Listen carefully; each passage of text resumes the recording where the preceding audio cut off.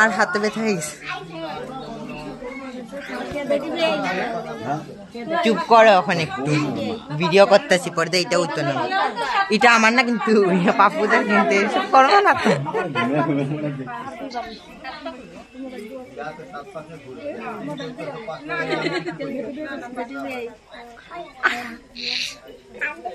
ঘুরছিল না বুঝলে গেছে ঘুমাই আসলো